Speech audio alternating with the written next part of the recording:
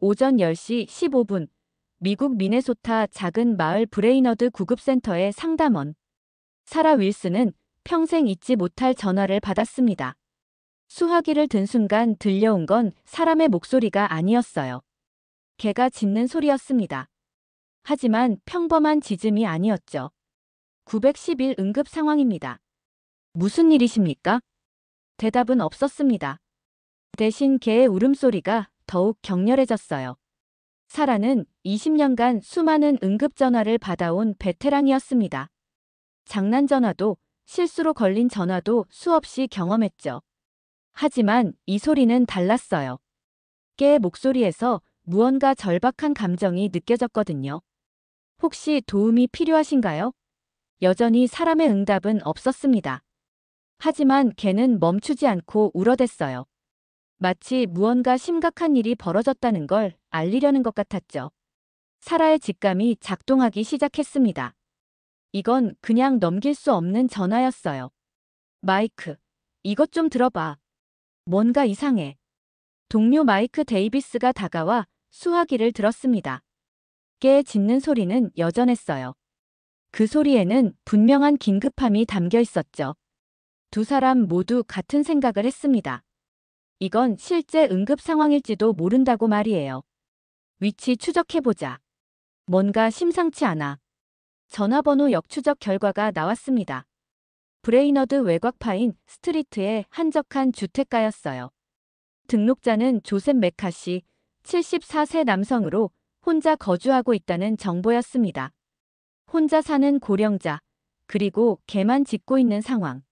뭔가 심각한 일이 벌어졌을 가능성이 높았죠. 구급차 출동시켜. 지금 당장.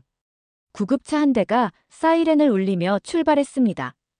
팀장 데이브 톰슨과 구급대원 제니퍼 리가 탑승했어요. 10분 정도 달려 도착한 곳은 조용한 단독주택이었습니다. 집 안에서는 여전히 개가 짖고 있었어요. 현관문을 두드려봤지만 응답이 없었습니다. 뒷문으로 돌아가니 다행히 잠기지 않았더군요. 브레이너드 구급대입니다. 들어가겠습니다. 데이브가 큰 소리로 외쳤어요. 집 안으로 들어선 순간 두 구급대원은 놀라운 광경을 목격했습니다. 거실 바닥에 한 노인이 의식을 잃은 채 쓰러져 있었고 그 옆에는 흰색의 중형견이 꼿꼿이 서서 지키고 있었어요. 개는 구급대원들을 보자 더욱 격렬하게 짖었습니다. 마치 빨리 도와달라고 외치는 것 같았죠. 제니퍼가 즉시 환자의 상태를 확인했습니다. 맥박 미약, 혈압 저하 증상입니다. 의식 잃은 상태예요. 데이브는 개를 진정시키려 했어요. 괜찮아, 우리가 도와줄게. 신기하게도 개는 구급대원들이 주인을 돌보기 시작하자 조금씩 진정됐습니다. 나중에 밝혀진 사실이지만 이 개는 주인이 쓰러진 후 전화기로 달려가 단축번호 911을 눌러 구조 요청을 한 것이었습니다. 개가 스스로 전화를 걸어 주인의 생명을 구한 전무후무한 기록. 지금부터 전해드릴 이 이야기는 100% 실화입니다. 댓글, 좋아요, 구독 주시면 성은이 만극하옵니다. 끝까지 들어주시면 더 행복합니다. 안녕하세요. 저는 미네소타 브레이너드라는 작은 마을에서 74년을 살아온 조셉 메카시입니다. 은퇴한 교사로 아내 마거릿을 잃고 난 뒤 혼자 지내고 있었죠. 둘이와의 만남은 제 인생에서 가장 특별한 순간 중 하나였습니다. 둘이를 만나기 전까지 저는 평생 개를 키워본 적이 없었어요. 아내 마거릿이 알레르기 때문에 반려동물을 기를 수 없었거든요. 하지만 그녀가 세상을 떠난 후 적막한 집에서 혼자 지내는 시간들이 견디기 어려웠습니다. 무언가 빈자리를 채워줄 존재가 필요하다는 걸 절실히 느꼈어요. 그 무렵 우연한 기회로 한국 여행을 떠나게 됐습니다. 은퇴 후 처음으로 혼자 떠나는 여행이었죠. 마거릿과 함께 가고 싶어 했던 곳이기도 했고요. 서울부터 시작해서 여러 도시를 둘러보는 2주일 코스였는데 그 중에서도 진도라는 섬에서 운명적인 순간을 맞이했습니다. 진도 여행 중 현지 가이드가 진돗개 보존소를 방문해보자고 제안했어요. 천연기념물로 지정된 한국의 대표 견종을 직접 볼 수 있는 곳이라고 했습니다. 처음엔 별다른 관심이 없었어요. 깨에 대해서는 완전한 문외한이었거든요. 하지만 보존소에 들어서는 순간 진돗개들이 뿜어내는 기운에 완전히 압도당했습니다. 그들의 눈빛이 남달랐어요. 다른 개들과는 확연히 다른 무언가가 있었습니다. 당당하면서도 차분하고 경계심 깊으면서도 고결한 품격이 느껴졌죠. 보존소 관리자가 설명해주는 진돗개의 역사에 완전히 매료됐습니다. 수천 년간 한국인과 함께 살아온 토종견이라는 것, 한 주인만을 평생 섬기는 충성심으로 유명하다는 것, 심지어 수백 킬로미터를 돌아와 주인을 찾은 전설 같은 이야기들 말이에요. 진돗개는 단순한 개가 아닙니다. 한국인의 정신이 깃든 문화재죠. 한번 주인으로 인정하면 죽을 때까지 변함없이 충성합니다. 그 말을 들으면서 가슴 한편이 뭉클해졌습니다. 평생을 함께한 반쪽을 잃고 홀로 남겨진 제게 그런 변치 않는 동반자가 있다면 얼마나 위로가 될까 싶었거든요. 보존소를 둘러보는 내내 한 마리가 계속 제 시선을 끌었어요. 다른 개들과 떨어져 있으면서도 저를 유심히 바라보던 녀석이었습니다. 그 개의 눈에서 뭔가 특별한 것을 느꼈어요. 단순한 호기심이 아니라 마치 저라는 사람을 깊이 들여다보려는 듯한 시선이었죠. 관리자도 그 개가 유독 다르다고 말했습니다. 저 녀석은 다른 개들과 달라요. 태어날 때부터 남다른 기품을 지니고 있었거든요. 사람을 보는 눈이 특히 예리하고요. 미국으로 돌아온 후에도 그 개의 눈빛을 잊을 수 없었습니다. 밤마다 꿈에 나타날 정도였어요. 한 달쯤 지나서 참다 못해 현지 한인회에 연락을 취했습니다. 혹시 진돗개를 분양받을 방법이 있는지 간절히 물어봤죠.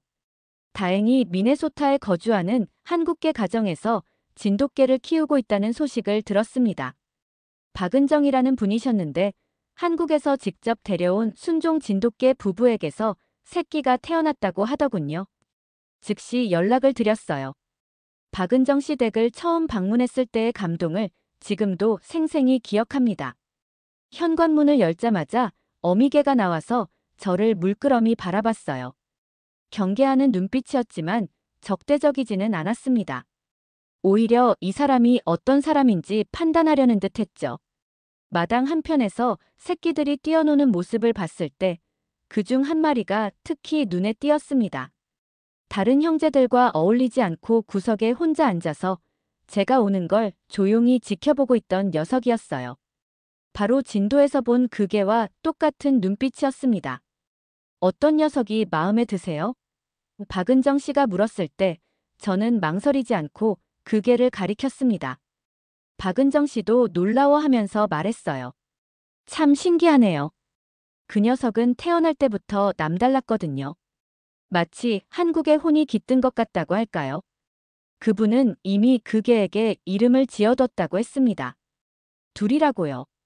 둥글고 따뜻한 마음이라는 뜻이라더군요. 한국어 이름을 그대로 부르고 싶다고 말씀드렸더니 박은정 씨도 무척 기뻐하시면서 둘이만의 특별한 성격에 대해 자세히 설명해 주셨습니다. 이 개는 단순한 반려견이 아니에요. 한국의 정신을 이어받은 문화대사 같은 존재죠. 미국에서 한국의 마음을 전해줄 거예요.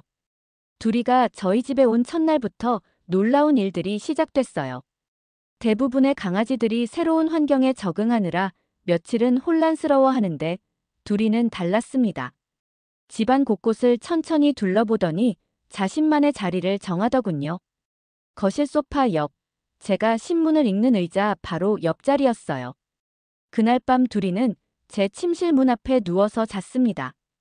들어오지도 않으면서 문지기 역할을 자처한 거죠. 마치 이 집의 주인을 지켜야 한다는 사명감이 있는 것처럼 보였어요. 그 모습을 보면서 확신했습니다. 이 녀석은 정말 특별한 개구나 싶었죠. 며칠이 지나면서 둘이의 놀라운 학습 능력에 감탄했습니다. 특별히 훈련을 시키지 않았는데도 제 일상을 관찰하며 스스로 배워나가더군요. 매일 아침 7시에 신문을 가져다 주기 시작했어요. 처음엔 우연인 줄 알았는데 날마다 정확한 시간에 현관문 앞에서 기다리고 있는 신문을 물어다 주더라고요. 더 놀라운 건 전화벨이 울릴 때였습니다. 제가 전화를 받으러 가면 둘이도 따라와서 옆에 앉아 있었어요. 그리고 전화가 끝나면 제가 사용하던 무선 전화기를 조심스럽게 물어서 원래 자리에 가져다 놓더군요. 처음엔 그저 신기한 버릇이라고 생각했는데 나중에야 그 행동이 얼마나 중요했는지 깨달았습니다.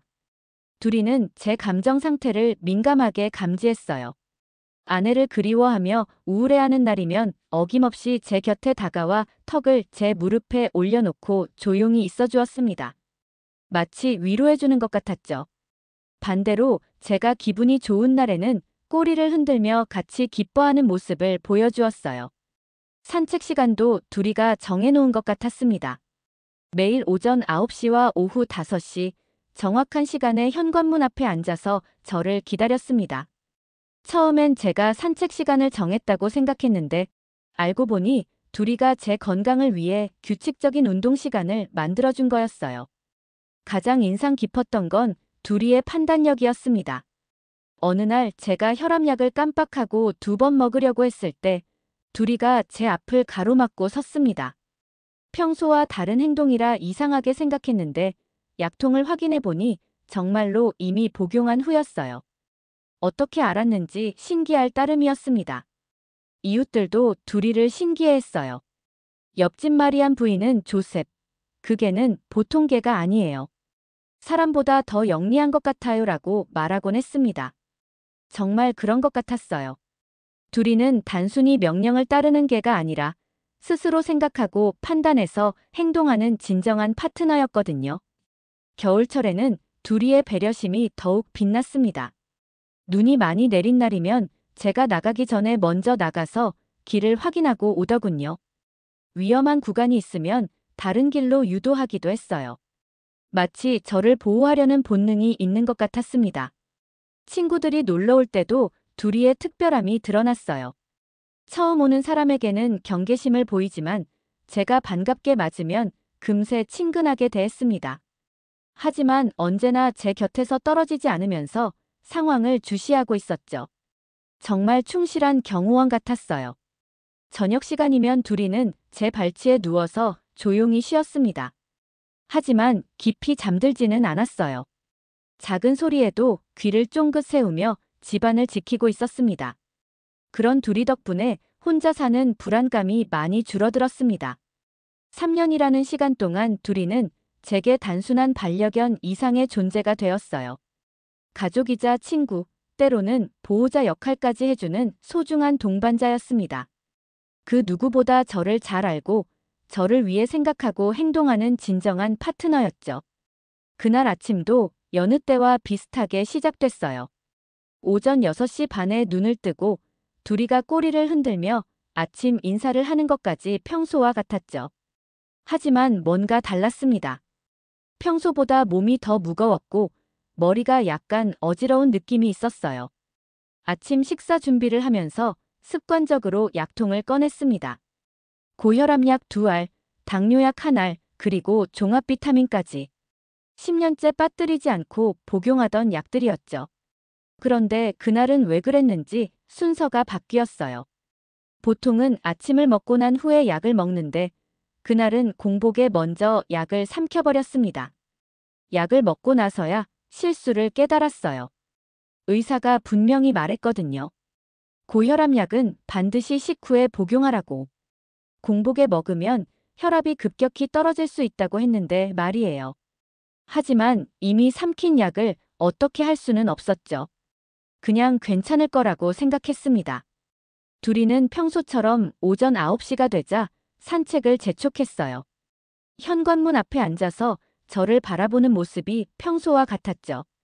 조금 어지럽긴 했지만 신선한 공기를 마시면 나아질 것 같았어요. 산책을 나가기로 했습니다. 밖으로 나서자 생각보다 날씨가 좋지 않았어요. 구름이 잔뜩 끼어 있었고 바람도 차갑게 불고 있었죠. 하지만 둘이는 평소보다 더 활기차 보였습니다. 꼬리를 높이 들고 앞장서서 걸어갔습니다. 그 모습을 보면서 저도 기분이 조금 나아지는 것 같았어요. 하지만 평소보다 긴 코스로 걸어가면서 몸의 이상 신호를 느끼기 시작했습니다. 심장이 평소보다 빠르게 뛰고 있었고 식은땀이 나기 시작했어요. 둘이도 제 상태를 눈치챈 것 같았습니다. 자꾸 뒤돌아보면서 제 걸음에 맞춰 속도를 줄이더군요. 공원 벤치에서 잠시 쉬어가자고 생각했는데 앉는 순간 어지럼증이 더 심해졌어요. 혈압이 떨어지고 있다는 걸 느낄 수 있었습니다. 둘이는 제 옆에 바짝 붙어서 앉았어요. 평소와 다른 행동이었죠. 보통은 주변을 돌아다니면서 냄새를 맡곤 했는데 그날은 제 곁을 떠나지 않았습니다. 10분 정도 쉬고 나서 집으로 돌아가기 시작했어요. 하지만 걸을수록 상태가 나빠졌습니다. 다리에 힘이 빠지고 시야가 흐려지기 시작했죠. 둘이는 제 걸음걸이를 보더니 평소보다 더 천천히 걸었어요. 마치 저를 배려하는 것 같았습니다. 집에 도착했을 때는 정말 한계였어요. 현관문을 열고 들어서자마자 온몸에 힘이 빠지는 걸 느꼈습니다. 거실 소파까지 가려고 했는데 몇 걸음 걷지 못하고 비틀거리기 시작했어요. 둘이는 제 주변을 맴돌면서 불안해하는 기색을 보였습니다. 괜찮아, 둘이야. 잠깐만 쉬면 나아질 거야. 그렇게 말하려고 했는데 목소리가 제대로 나오지 않았어요. 혈압이 급격히 떨어지면서 의식이 흐려지고 있었습니다. 소파에 앉으려고 손을 뻗었지만 그 순간 다리가 완전히 풀리면서 바닥에 쓰러지고 말았어요. 쓰러지면서 마지막으로 본 것은 둘이가 제게 달려오는 모습이었습니다. 평소 본 적 없는 절박한 표정이었어요. 그리고 제 얼굴을 핥으면서 깨우려고 애쓰는 모습도 희미하게 기억납니다. 하지만 의식은 점점 멀어져 갔죠. 나중에 알게 된 사실이지만 공복에 복용한 고혈압 약과 평소보다 긴 산책이 겹치면서 혈압이 위험 수준까지 떨어진 것이었습니다. 자칫하면 의식을 잃은 채로 그대로 위험한 상황에 빠질 수도 있었던 거죠. 그 순간 둘이는 무엇을 해야 할지 본능적으로 알고 있었습니다. 의식을 잃고 쓰러진 저를 두고 둘이만이 할 수 있는 일이 시작되려고 하고 있었어요. 나중에 구급대원들로부터 들은 이야기를 종합해보면 제가 쓰러진 직후 둘이의 행동은 정말 놀라웠습니다. 처음에는 제 얼굴을 핥으며 깨우려고 시도했다고 해요. 코를 킁킁거리며 제 상태를 확인하더니 제가 응답하지 않자 다른 방법을 찾기 시작한 거죠. 둘이는 평소 제가 전화를 받는 모습을 수없이 지켜봤습니다. 전화벨이 울리면 제가 거실 테이블 위에 무선 전화기를 집어드는 것, 그리고 통화가 끝나면 다시 제자리에 놓는 것까지 모든 과정을 관찰했던 거예요. 심지어 가끔 둘이가 전화기를 물어서 제게 가져다 주기도 했었죠. 그날도 둘이는 곧바로 전화기가 있는 곳으로 달려갔습니다. 거실 테이블은 둘이에게는 조금 높았지만 뒷다리로 일어서서 앞발로 전화기에 손을 댈 수 있었어요. 문제는 어떤 번호를 눌러야 하는지였습니다. 하지만 둘이는 이미 답을 알고 있었습니다. 제가 평소 자주 사용하던 단축번호가 있었거든요. 응급 상황을 대비해서 전화기에 미리 설정해둔 911번이었죠. 큰 버튼으로 되어 있어서 한 번만 누르면 자동으로 연결되는 방식이었습니다. 둘이는 그 버튼을 정확히 눌렀습니다. 발로 눌렀는지 코로 눌렀는지는 정확히 알 수 없지만 분명한 건 의도적으로 그 버튼을 작동시켰다는 거예요. 전화가 연결되자 둘이는 수화기 쪽으로 다가가서 짖기 시작했습니다. 그 짖음이 바로 구급센터 상담원 사라 윌슨이 들었던 소리였던 거죠. 둘이는 단순히 짖은 게 아니었습니다. 상황의 절박함을 전달하려고 애쓰고 있었어요. 평소와는 완전히 다른 톤과 강도로 짖었다고 나중에 녹음을 들어보니 알 수 있었습니다. 더 놀라운 건 둘이의 다음 행동이었어요. 전화를 건 후에도 가만히 있지 않았습니다. 제게 돌아와서 다시 한번 깨우려고 시도했고 그래도 반응이 없자 다시 전화기로 가서 짖었어요. 마치 상황을 보고하는 것 같았다고 구급대원들이 말했습니다. 구급센터에서는 처음에는 장난 전화로 생각할 뻔했지만 상담원 사라의 경험과 직감이 다른 판단을 내리게 했죠. 깨 짖는 소리에서 느껴지는 절박함이 심상치 않았다는 거였습니다. 그래서 위치 추적을 하고 구급차를 보내기로 결정한 거예요. 둘이는 구급차가 올 때까지 계속 제 곁을 지켰습니다. 때로는 전화기 쪽으로 가서 짖기도 하고 때로는 제 옆에서 체온을 나눠주기도 했어요. 마치 구조대가 올 때까지 저를 보호해야 한다는 사명감이 있는 것 같았습니다. 구급대원들이 도착했을 때 둘이의 행동도 인상적이었어요. 처음에는 낯선 사람들에게 경계심을 보였지만 그들이 저를 도우려 한다는 걸 알자 곧바로 협조적으로 변했습니다. 구급대원들이 일할 수 있도록 공간을 만들어주면서도 저에게서 너무 멀리 떨어지지는 않았어요. 제가 들것에 실려 나갈 때까지 둘이는 제 옆을 지켰습니다. 구급차에 탈 수는 없었지만 차가 출발할 때까지 문 앞에서 지켜보고 있었다고 이웃들이 말해주더군요. 그 모습을 상상만 해도 가슴이 뭉클해집니다.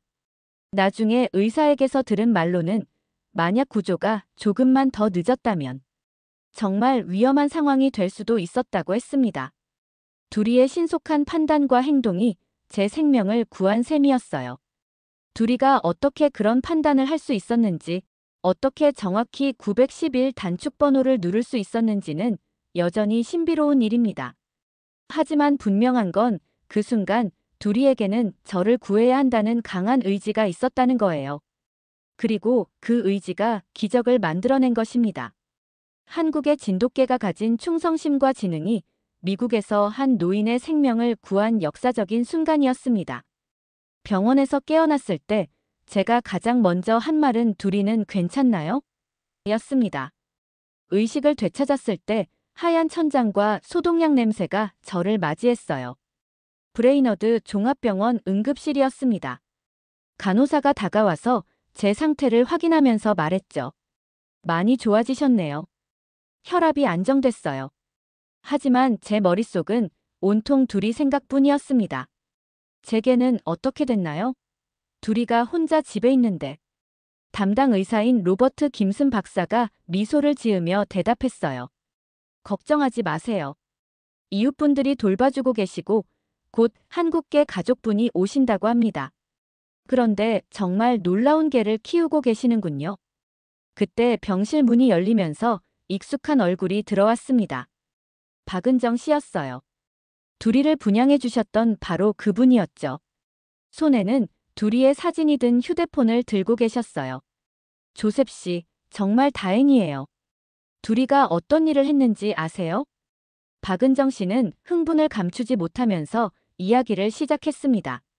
구급대원들로부터 들은 상황, 둘이가 911에 전화를 걸었다는 사실, 그리고 그것이 얼마나 드문 일인지에 대해서 말이에요. 이건 단순한 우연이 아니에요. 이 개는 한국의 정신을 가지고 있어요. 박은정 씨는 의자를 당겨 앉으면서 진돗개에 대한 이야기를 들려주기 시작했어요. 제가 한국에서 들었던 것보다 훨씬 더 깊고 감동적인 내용들이었습니다. 진돗개는 1000년이 넘는 역사를 가진 한국의 보물이에요. 단순히 개가 아니라 한국인의 혼이 깃든 문화재죠. 충성심은 기본이고 위기 상황에서의 판단력과 행동력이 다른 견종과는 차원이 달라요. 그분은 휴대폰을 꺼내서 몇 장의 사진을 보여주었습니다. 한국 전쟁 당시 군견으로 활약한 진돗개들의 모습이었어요. 이 개들은 전쟁터에서 부상병을 구조하고 적의 동향을 파악하고 심지어 폭탄을 감지하는 일까지 했어요. 그런 영웅적인 DNA가 둘이에게도 흐르고 있는 거예요. 박은정 씨의 설명은 계속됐습니다. 진돗개가 천연 기념물로 지정된 이유, 한국에서도 극소수만이 순수한 혈통을 유지하고 있다는 사실, 그리고 해외로 반출이 엄격히 제한되어 있다는 이야기까지요. 미국에 있는 진돗개는 정말 손에 꼽을 정도예요. 둘이는 그런 귀한 존재가 미국에서 생명을 구한 거예요. 이건 한국과 미국의 우정을 상징하는 일이기도 하죠. 의사 선생님도 관심을 보이며 대화에 참여했어요. 정말 흥미로운 이야기네요. 개가 911에 전화를 거는 사례는 미국에서도 극히 드물거든요. 게다가 이렇게 정확하고 신속하게 행동한 경우는 더욱 드물어요. 그때 간호사가 들어와서 말했습니다. 밖에 기자들이 와 있어요. 둘이 이야기가 지역 뉴스에 나갔거든요.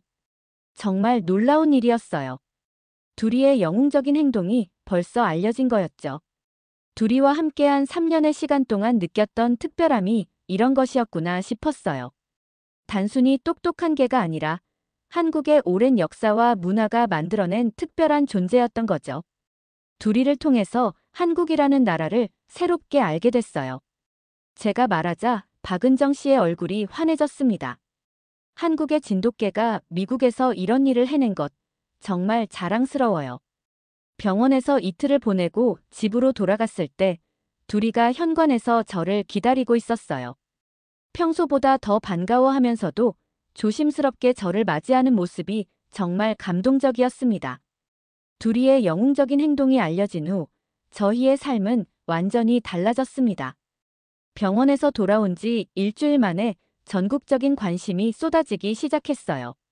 처음에는 지역 신문사에서 인터뷰 요청이 왔고 곧이어 미네소타 주 전체 방송국들이 연락을 취했습니다. 가장 인상 깊었던 건 ABC 뉴스와의 전국 방송 인터뷰였습니다. 리포터는 단순히 사건 자체에만 집중하지 않았어요. 둘이가 한국의 진돗개라는 점에 특별한 관심을 보였죠. 진돗개는 한국의 천연기념물로 지정된 견종이라고 들었습니다. 이 개가 보여준 행동이 품종의 특성과 관련이 있다고 생각하시나요? 저는 박은정 씨로부터 들은 이야기들을 차근차근 설명했어요.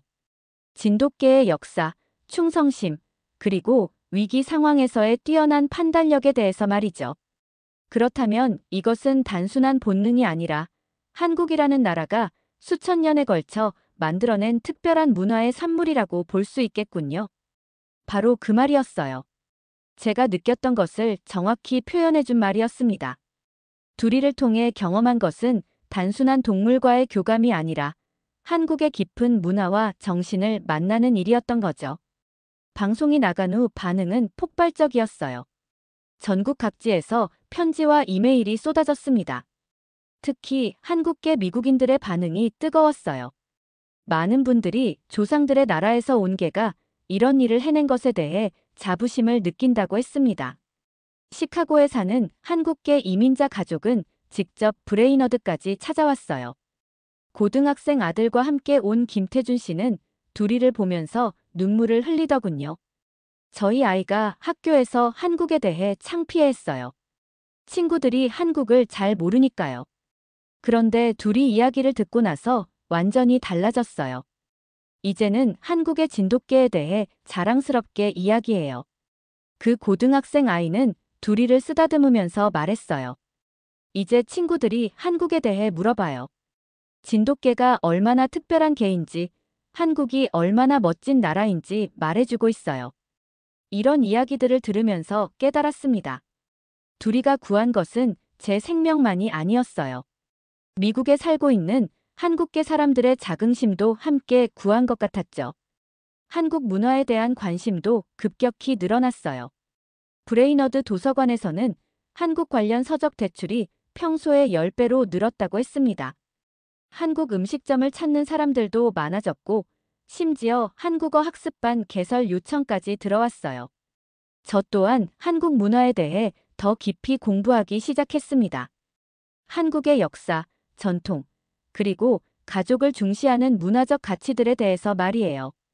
특히 효라는 개념에 대해 알게 되면서 둘이의 행동을 새롭게 이해할 수 있었습니다. 효는 단순히 부모에 대한 사랑이 아니라 자신을 존재하게 해준 모든 것에 대한 감사와 책임감이에요. 박은정 씨가 설명해 주었죠. 둘이가 보여준 것도 바로 그런 마음이에요. 자신을 사랑해준 주인에 대한 깊은 애정과 책임감 말이에요. 둘이와 함께하는 새로운 일상은 이전보다 훨씬 의미 있고 풍요로운 시간들로 가득했습니다. 사건 이후 몇 개월이 지나면서 저희의 일상에도 변화가 찾아왔습니다. 가장 눈에 띄는 변화는 둘이의 목걸이였어요. 박은정 씨가 특별히 제작해준 한글 이름표를 달고 다니기 시작했습니다. 산책을 나갈 때마다 사람들의 시선이 집중됐습니다. 특히 아이들의 반응이 인상적이었습니다. 학교에서 집으로 돌아가는 길에 둘이를 만나면 꼭 다가와서 인사를 했어요. 안녕, 둘이. 오늘도 아저씨 잘 지켜주고 있어. 동네 아이들은 둘이를 마치 슈퍼히어로처럼 대했습니다. 둘이도 그런 관심을 즐기는 것 같았어요. 겨울이 다가오면서 둘이의 특별한 능력이 다시 한번 빛을 발했습니다. 어느 추운 12월 아침, 평소처럼 산책을 나가려고 했는데 둘이가 제 앞을 가로막고 서더군요. 평소와 다른 행동이라 이상하게 생각했는데 둘이는 계속 제 팔을 부축하려는 듯한 행동을 보였어요. 그때 깨달았습니다. 며칠 전부터 혈압이 조금 불안정했거든요. 의사에게서 처방받은 새로운 약 때문에 몸의 균형이 완전히 잡히지 않은 상태였어요. 둘이는 그런 제 상태를 정확히 감지하고 있었던 것입니다. 고마워, 둘이야.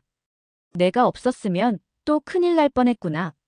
그날부터 둘이는 제 건강 상태를 더욱 세심하게 관찰하기 시작했습니다. 약 복용 시간이 되면 옆에 와서 앉아 있고 혈압이 불안정할 때는 평소보다 더 조심스럽게 행동했어요. 마치 전문 간병사 같았습니다.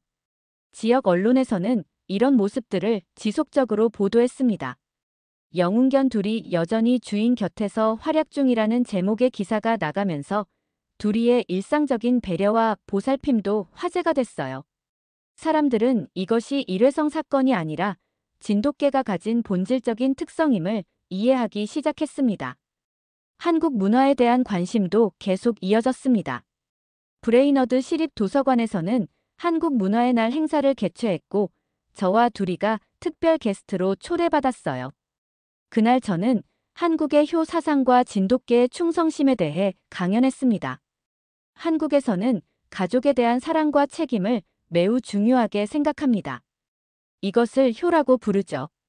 둘이가 보여준 행동은 바로 이런 한국적 가치가 동물에게까지 전해진 것이라고 생각해요. 청중들은 깊은 관심을 보였습니다. 특히 한국계 미국인 청중들은 자신들의 문화가 이렇게 아름답게 소개되는 것에 대해 감사를 표했어요. 봄이 되면서 새로운 프로젝트가 시작됐습니다. 지역 초등학교에서 정기적인 교육 프로그램을 요청해온 것이었어요.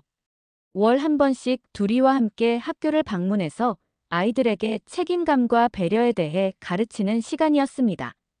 아이들은 둘이를 보면서 진정한 우정이 무엇인지 배웠습니다.